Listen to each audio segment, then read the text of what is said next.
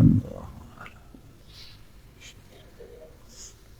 لا إله إلا الله ولا نعبد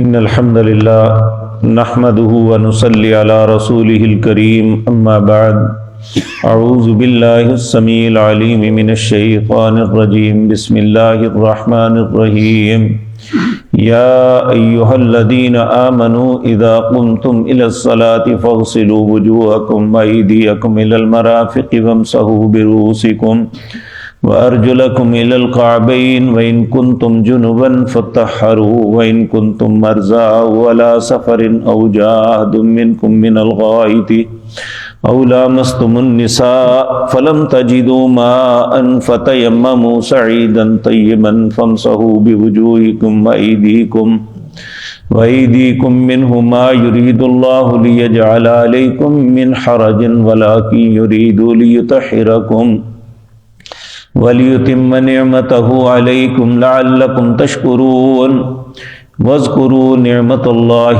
عَلَيْكُمْ وَمِيثَاقَهُ الَّذِي وَاثَقَكُمْ بِهِ إِذْ قُلْتُمْ سَمِعْنَا وَأَطَعْنَا وَاتَّقُوا اللَّهَ إِنَّ اللَّهَ عَلِيمٌ بِذَاتِ الصُّدُورِ۔ حضرات محترم، جس طرح کے پہلے اسباق میں یہ بات ہم نے پڑھی ہے کہ اس صورت کے اندر بہت سی حلال اور حرام کا تذکرہ ہو رہا ہے، اللہ رب العزت نے حکماً فرمایا کہ کلوا من الطیبات، اگر کھانا ہے تو حلال چیزوں کو، اپنانا ہے تو حلال چیزوں کو، اور حرام چیزوں سے اپنے آپ کو بچانا ہے۔ اور یہ ایک حقیقت ہے کہ نبی کریم صلی اللہ علیہ وسلم نے فرمایا کہ تو اپنے آپ کو حرام چیزوں سے بچا لے، یعنی متقی بن جائے تو سب سے بڑا عابد بن جائے گا۔ جو انسان اور کچھ بھی نہ کرے، اپنے آپ کو برائی سے ہی بچا لے، تو یہ انسان بہت ہی بلا ہے۔ اللہ ہم سب کو بھی برائیوں سے محفوظ رکھے۔ دوسری بات سمجھنے کی یہ ہے کہ یہاں اللہ مالک جہاں حلال کا حکم دیتے ہیں، حرام سے اجتناب کے حکم دیتے ہیں، وہاں جب انسان بے بس یا مجبور ہوتا ہے، اللہ اپنے قانون کو اس بندے پہ نرم کر دیتے ہیں۔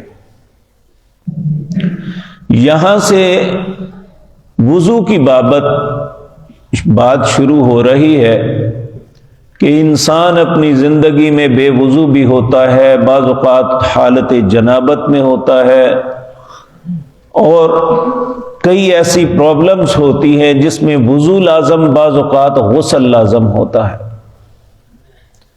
تو پہلی بات تو وضو کہاں کہاں کرنا ہے۔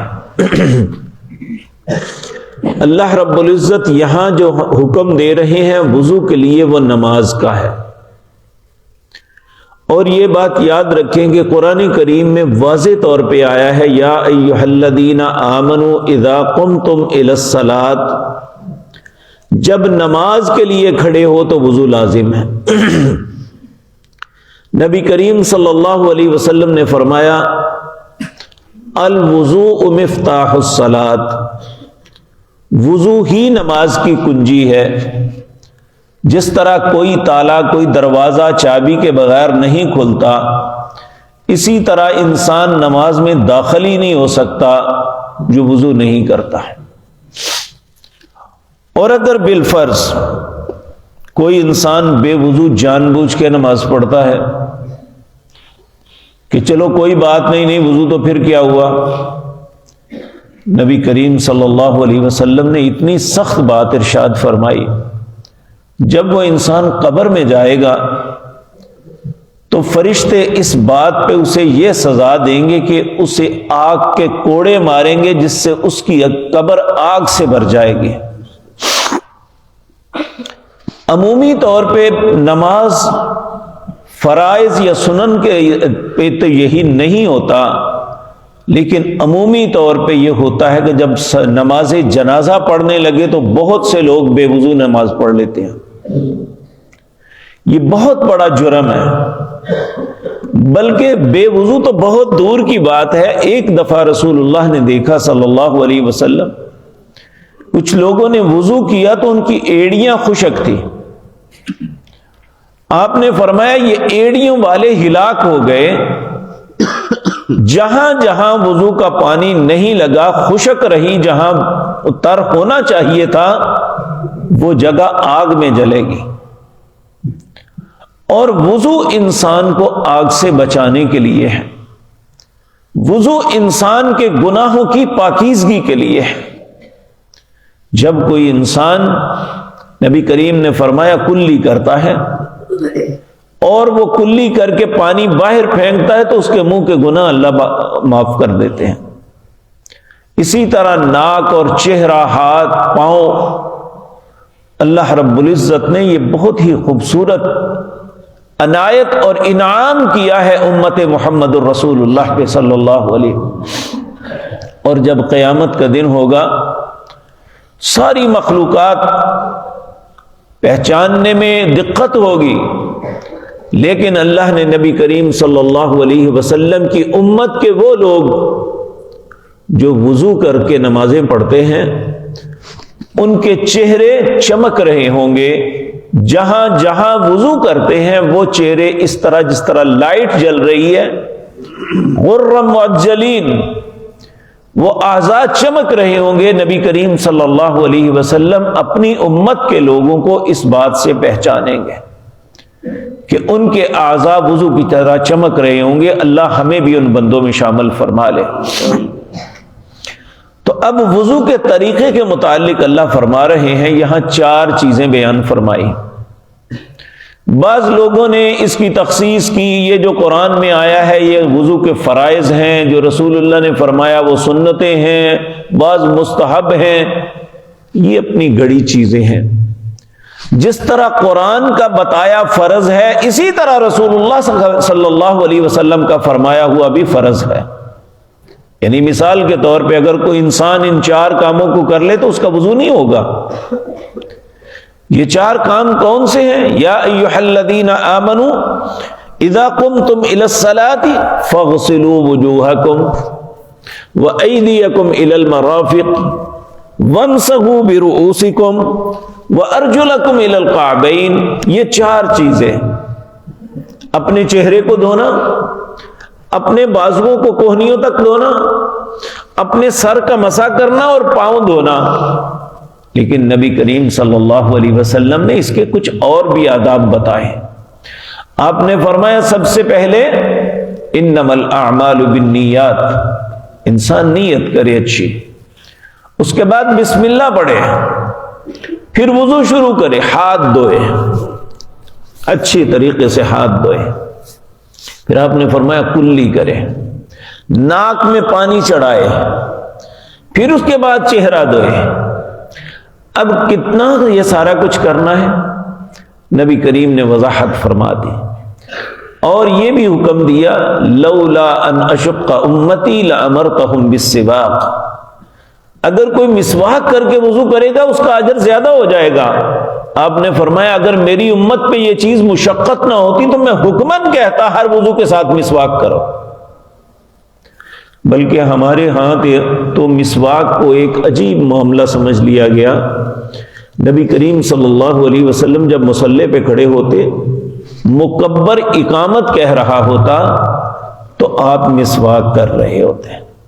عرب لوگ یہ کام کرتے ہیں، جب بھی آپ حرم کے، مسجد نبوی کے یا کسی بھی عرب ملک کے مسجد میں امام کو دیکھیں گے، مقتدیوں کو دیکھیں گے، جب مکبر تکبیر کہہ رہا ہے لوگ مسواک کر رہے ہیں۔ تکبیر ختم ہوئی، آپ نے اپنے کان پہ یا اپنی پاکٹ میں مسواک کو ڈالا، اللہ اکبر کہہ دیا۔ یہاں کہتے ہیں جی پانی کے بغیر کیا تو مکروہ ہو جائے گی۔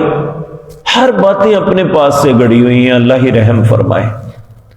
تو رسول اللہ صلی اللہ علیہ وسلم وضو سے پہلے مسواک، آپ نے اس کی ترغیب دلائی، حکم نہیں، فرض نہیں، لیکن بسم اللہ پڑھ کے وضو کرنا، اس کے بعد کلی کرنی، ناک میں پانی چڑھانا اور چہرہ یہاں سے لے کر ٹھوڑی کے نیچے تک جو گلے کی یہ ہڈی ہوتی ہے اس تک اپنے آپ کو دھونا، اگر داڑھی ہے تو خلال کرنا، تو یہ چہرے کو دھونا، کوہنیوں تک نہیں، کوہنیوں سمیت دھونا، ساری کوہنیاں بھی پوری دھل جائیں۔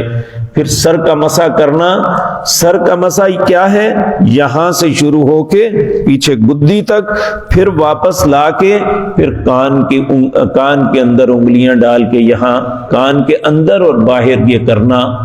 اسی طرح بعض لوگ گردن پہ اس طرح مسح کرتے ہیں، اس کا رسول اللہ کی سنت میں کوئی ثبوت نہیں ہے، لیکن لوگ ضد کرتے ہیں کہ وہ کرتے ہیں گردن کا مسح۔ گردن کا مسح رسول اللہ کے طریقے میں نہیں ہے صلی اللہ علیہ وسلم۔ یہ مسح اس کے بعد پاؤں کو دھونا اور پاؤں کو انگلیوں کے اندر خلال کرنا، یہ نبی کریم صلی اللہ علیہ وسلم نے وضاحت کے ساتھ ساری باتیں بتا دی اور کہا احسن وضو کرو، اچھے طریقے سے۔ وضو کتنی مرتبہ کرنا چاہیے؟ ایک ایک مرتبہ بھی اعضاء کو دھو سکتے ہیں، یہ کم از کم ہے، اور زیادہ سے زیادہ 3 مرتبہ۔ اس سے زیادہ مبالغہ کرنا، دھوتے چلے جانا، نبی کریم نے فرمایا جس نے 3 مرتبہ سے زیادہ دھویا اس نے ابو القاسم کی نافرمانی کی ہے۔ یہ ابو القاسم سے مراد جناب محمد الرسول اللہ کی ذات مطہرہ۔ تو اس طرح وضو کرتے ہوئے یہ کام کرنا چاہیے۔ یہاں اللہ رب العزت اس نعمت کا تذکرہ کر رہے ہیں، یا ایھا الذین آمنو، اے لوگو جو ایمان لائے ہو، اذا قمتم الی الصلاۃ، جب نماز کے لیے کھڑے ہو، فاغسلوا وجوہکم، اپنے چہروں کو دھو لو، وایدیکم الی المرافق، اور اپنے ہاتھوں کو اپنی کوہنیوں تک، وامسحوا برؤوسکم، اپنے سروں کا مسح کرو، وارجلکم الی القعبین، اور اپنے پاؤں کو گھٹنوں تک دھو لو۔ یہ وضو کا طریقہ ہے۔ اور یہاں ایک بات اور ذہن میں آئی، وضو 2 چیزوں کے لیے فرض ہے۔ ایک فرضیت تو قرآن میں بیان کی، یہ نماز کے لیے ہے، اور دوسری فرضیت طواف ہے۔ یہ 2 چیزیں ایسی ہیں جو وضو کے بغیر نہیں ہو سکتی۔ اس کے علاوہ قرآن کی تلاوت کے لیے باوضو ہونا شرط نہیں ہے۔ اگر کوئی باوضو ہو کے پڑھتا ہے تو اچھی بات ہے، اگر وہ باوضو نہیں بھی ہے تو قرآن پڑھ سکتا ہے، اس میں کوئی حرج والی بات نہیں ہے۔ اسی طرح انسان ذکر اذکار کرتا ہے تو ذکر اذکار کرتے ہوئے بھی باوضو ہونا اچھی بات ہے، اگر نہیں ہوگا تو اس کے ذکر اذکار پہ کوئی فرق نہیں پڑے گا۔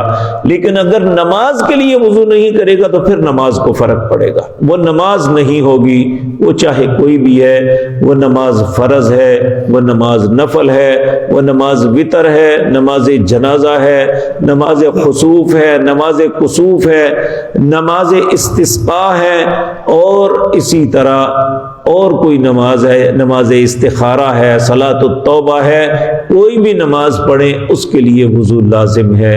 اللہ رب العزت ہمیں اپنے حکموں کی تعمیل کی توفیق عطا فرمائے۔ تو اس کے بعد فرمایا وَإِن كُنتُمْ جُنُبًا فَطَّهَّرُوا، اگر حالت جنابت میں ہے وہ مرد ہے یا عورت، وہ کسی بھی طریقے سے احتلام ہو جائے یا کوئی اور مسئلہ بنے تو کہا پھر پاکیزگی اختیار کرنے کے لیے غسل ضروری ہے۔ وہ پھر صرف وضو کے ساتھ پاک نہیں ہوگا، اس کے لیے غسل کرنا لازم ہے۔ وَإِن كُنتُم مَّرْضَىٰ أَوْ عَلَىٰ سَفَرٍ، اگر اب یہ آسانی ہونے لگی ہے، اگر کوئی شخص بیمار ہو گیا، اس کے لیے وضو کرنا اس کی بیماری میں زیادتی کا سبب بن جائے گا، اس کی بیماری زیادہ ہو جائے گی، یا اس کے جسم میں اتنی کمزوری اور لاغری ہو گئی ہے اس کے لیے وضو ناممکن ہے، تو اسے رستہ بتایا جا رہا ہے وَإِن كُنتُم مَّرْضَىٰ، اگر تم بیمار ہو، او علی سفر، یا سفر میں ہو جہاں پانی نہیں مل رہا، او جاء احد منکم من الغائط، اگر کوئی شخص تم میں سے بیت الخلا سے فارغ ہو کے آیا ہے، او لامستم النساء یا ازدواجی تعلق قائم کیا ہے، فلم تجدوا ماء پھر وہ پانی نہیں پاتا، یعنی اگر اسے غسل کرنا ہے تب بھی، اگر اسے وضو کرنا ہے، دونوں چیزوں میں کوئی بھی فرض ہے، فلم تجدوا ماء وہ پانی نہیں پاتا۔ اور بیماری کے اندر اگر انسان کے پاس پانی ہے بھی تو اس کی بیماری کے بڑھنے کا خدشہ ہے، تو پھر بھی اس پہ یہ قانون لاگو ہو جائے گا کہ وہ وضو نہ کرے، کیا کرے؟ فَتَيَمَّمُوا سَعِيدًا طَيِّبًا، پاک مٹی کے ساتھ تیمم کرے۔ کس طرح؟ فَامْسَحُوا بِوُجُوهِكُمْ وَأَيْدِيكُمْ، اس طرح نہیں کہ مٹی مل کے سارے وضو کے اعضاء پہ کرنا شروع کر دینا، نہیں، اس طرح مٹی لے کے اس طرح ہاتھ لگانا ہے، پھر اس کو جھاڑ لینا ہے، پہلے ہاتھ اس طرح ملنے ہیں، پھر اس کے بعد اپنے چہرے پہ اس طرح کر دینا ہے، یہ تیمم ہو گیا۔ یہ وضو کا قائم مقام بھی ہے، اور انسان نے اگر غسل کرنا ہے، اسے پانی میسر نہیں یا وہ بیمار ہے تو اس کی بیماری بڑھنے کا خدشہ ہے، تو پھر وہ تیمم کر لے، اس کی پاکیزگی کے لیے یہی ہے۔ اگر پانی نہیں ملتا تو اس وقت تک یہ تیمم اس کی پاکیزگی کے لیے کافی ہوگا جب تک اسے پانی نہیں ملا۔ جب پانی مل جائے گا تو پھر اسے غسل کرنا لازم ہے۔ کہا فَتَيَمَّمُوا سَعِيدًا طَيِّبًا فَامْسَحُوا بِوُجُوهِكُمْ وَأَيْدِيكُمْ مِنْهُ مَا يُرِيدُ اللَّهُ لِيَجْعَلَ عَلَيْكُمْ مِنْ حَرَجٍ، اللہ تمہیں کسی تنگی میں مبتلا نہیں کرنا چاہتا، وَلَكِنْ يُرِيدُ لِيُطَهِّرَكُمْ، اللہ تو صرف تمہیں پاک دیکھنا چاہتا ہے، وَلِيُتِمَّ نِعْمَتَهُ عَلَيْكُمْ، اور اپنی نعمتوں کو تم پہ مکمل کرنا چاہتا ہے۔ یہ نعمت ہے اللہ کی۔ ایک آدمی وہ سردی کی وجہ سے، آج سردی کا موسم ہے، تو ایک ایسا وقت ہے انسان کے لیے پانی میں ہاتھ ڈالنا اور ٹھٹھرتے ہوئے پانی میں وضو کرنا ممکن نہیں ہے، تو وہ تیمم کر لے، یہ اللہ کا اس پہ انعام ہے۔ اللہ کہتے ہیں میں یہ وَلِيُتِمَّ نِعْمَتَهُ عَلَيْكُمْ، میں نے اپنی نعمت تم پہ مکمل کر دی، لَعَلَّكُمْ تَشْكُرُونَ، تاکہ تم شکر کرو۔ پھر اللہ فرماتے ہیں وَاذْكُرُوا نِعْمَتَ اللَّهِ عَلَيْكُمْ، آپ یاد کرو ان نعمتوں کو جو اللہ نے تم پہ کی ہیں۔ وہ نعمتیں کیا ہیں؟ کہ جہاں انسان مجبور اور بے بس ہوتا ہے، اللہ اپنے حکم کو نرم کر دیتے ہیں، بعض اوقات سرے سے حکم ہی اٹھا لیتے ہیں۔ یہ اللہ کا ہم پہ بہت بڑا انعام ہے۔ کہا وَاذْكُرُوا نِعْمَتَ اللَّهِ عَلَيْكُمْ، لیکن ان نعمتوں کو یاد کرنے کا کیا طریقہ ہے؟ کہا وَمِيثَاقَهُ الَّذِي وَاثَقَكُم بِهِ، جو میرے ساتھ تم نے اگریمنٹ کیا ہے، عہد کیا ہے، اسے پورا کرنا ہے، اس عہد کو نبھانا ہے۔ وہ عہد کیا تھا؟ اِذْ قُلْتُمْ سَمِعْنَا وَأَطَعْنَا، تم نے میرے ساتھ یہ ایگریمنٹ کیا تھا کہ اے اللہ جو آپ فرمائیں گے میں اسے سن کے اس پہ عمل کروں گا، اس کی اطاعت کروں گا۔ یہ ہمارا اور ہمارے رب کا ایگریمنٹ ہے۔ اللہ فرماتے ہیں اسے پورا کرنا ہے۔ تو کہا واتقوا اللہ، اللہ سے ڈرنا، ان اللہ علیم بذات الصدور، اللہ سے کوئی بات چھپی نہیں، تمہارے سینوں کے اندر جو راز چھپے ہوئے ہیں وہ بھی اللہ جانتا ہے۔ تو جب اللہ سے ہماری کوئی بات چھپی ہوئی نہیں تو پھر ہمیں اللہ کے اس ایگریمنٹ پہ پورا اترنا چاہیے کہ جب ہم نے اس سے کہہ دیا کہ اے اللہ جو آپ حکم فرمائیں گے میں سن کے اطاعت کروں گا، اللہ ہمیں ایسا ہی مسلمان بننے کی توفیق دے۔ اقول قولی ھذا واستغفر اللہ۔